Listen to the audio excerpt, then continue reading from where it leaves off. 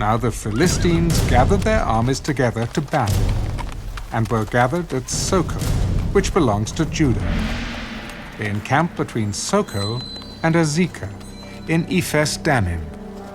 And Saul and the men of Israel were gathered together, and they encamped in the valley of Elah, and drew up in battle array against the Philistines.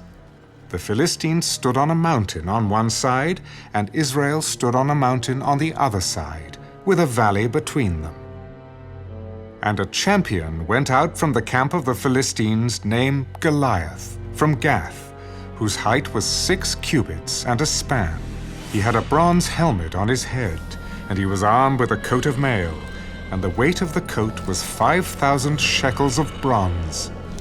And he had bronze armor on his legs, and a bronze javelin between his shoulders. Now the staff of his spear was like a weaver's beam, and his iron spearhead weighed 600 shekels. And a shield-bearer went before him. Then he stood and cried out to the armies of Israel and said to them, "Why have you come out to line up for battle? Am I not a Philistine, and you the servants of Saul? Choose a man for yourselves, and let him come down to me. If he is able to fight with me and kill me, then we will be your servants. But if I prevail against him and kill him, then you shall be our servants and serve us. I defy the armies of Israel this day. Give me a man that we may fight together." When Saul and all Israel heard these words of the Philistine, they were dismayed and greatly afraid. Now David was the son of that Ephrathite of Bethlehem, Judah, whose name was Jesse, and who had 8 sons. And the man was old, advanced in years in the days of Saul. The 3 oldest sons of Jesse had gone to follow Saul to the battle. The names of his 3 sons who went to the battle were Eliab the firstborn, next to him Abinadab, and the third Shammah. David was the youngest, and the 3 oldest followed Saul. But David occasionally went, and returned from Saul to feed his father's sheep at Bethlehem. And the Philistine drew near and presented himself 40 days, morning and evening.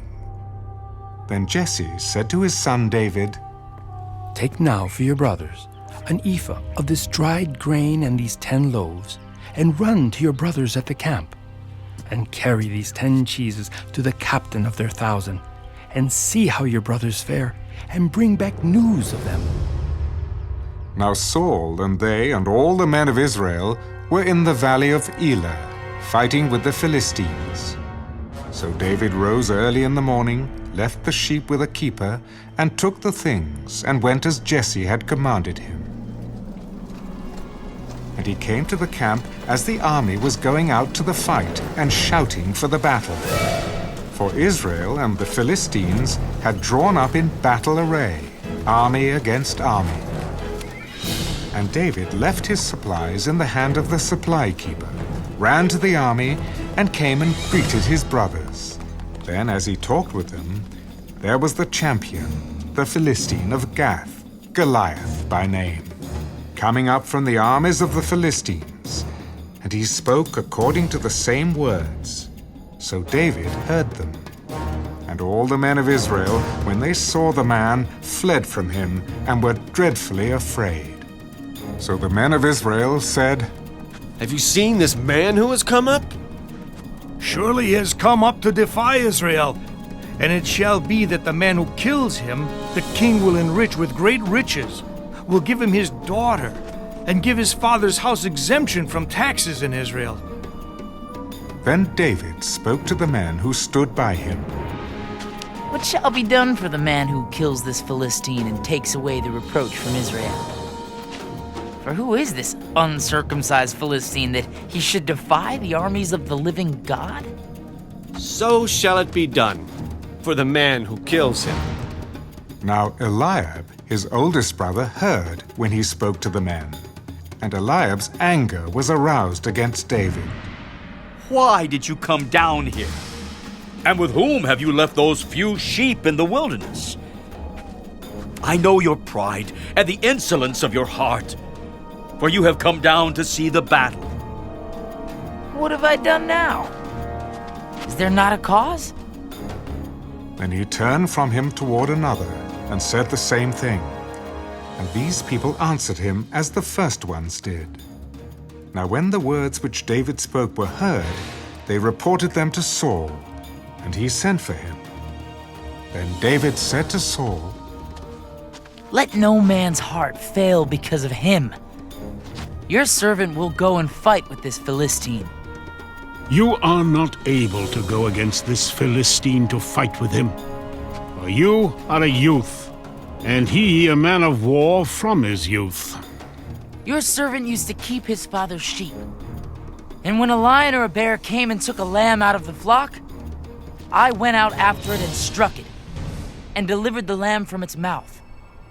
And when it arose against me, I caught it by its beard and struck and killed it.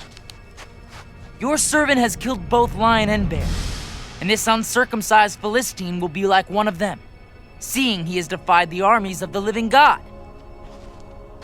The Lord, who delivered me from the paw of the lion and from the paw of the bear, he will deliver me from the hand of this Philistine. Go, and the Lord be with you.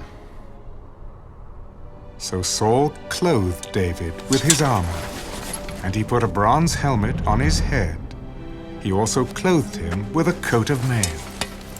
David fastened his sword to his armor and tried to walk, for he had not tested them. And David said to Saul, I cannot walk with these, for I have not tested them. So David took them off. Then he took his staff in his hand, and he chose for himself 5 smooth stones from the brook, and he put them in a shepherd's bag, in a pouch which he had, and his sling was in his hand. And he drew near to the Philistine. So the Philistine came, and began drawing near to David, and the man who bore the shield went before him. And when the Philistine looked about and saw David, he disdained him, for he was only a youth, ruddy and good-looking. Am I a dog that you come to me with sticks? And the Philistine cursed David by his gods. Come to me, and I will give your flesh to the birds of the air and the beasts of the field. You come to me with a sword, with a spear and with a javelin. But I come to you in the name of the Lord of hosts, the God of the armies of Israel, whom you have defied. This day the Lord will deliver you into my hand, and I will strike you and take your head from you. And this day I will give the carcasses of the camp of the Philistines to the birds of the air and the wild beasts of the earth, that all the earth may know that there is a God in Israel. Then all this assembly shall know that the Lord does not save with sword and spear, for the battle is the Lord's, and he will give you into our hands. So it was when the Philistine arose and came and drew near to meet David, that David hurried and ran toward the army to meet the Philistine. Then David put his hand in his bag and took out a stone, and he slung it and struck the Philistine in his forehead, so that the stone sank into his forehead, and he fell on his face to the earth. So David prevailed over the Philistine with a sling and a stone, and struck the Philistine and killed him. But there was no sword in the hand of David. Therefore David ran and stood over the Philistine, took his sword and drew it out of its sheath, and killed him, and cut off his head with it. And when the Philistines saw that their champion was dead, they fled. Now the men of Israel and Judah arose and shouted and pursued the Philistines as far as the entrance of the valley and to the gates of Ekron. and the wounded of the Philistines fell along the road to Shaaraim, even as far as Gath and Ekron. Then the children of Israel returned from chasing the Philistines, and they plundered their tents. And David took the head of the Philistine and brought it to Jerusalem, but he put his armor in his tent. When Saul saw David going out against the Philistine, he said to Abner, the commander of the army, Abner, whose son is this youth? As your soul lives, O king, I do not know. Inquire whose son this young man is. Then, as David returned from the slaughter of the Philistine, Abner took him and brought him before Saul with the head of the Philistine in his hand.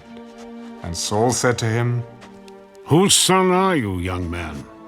I am the son of your servant Jesse, the Bethlehemite,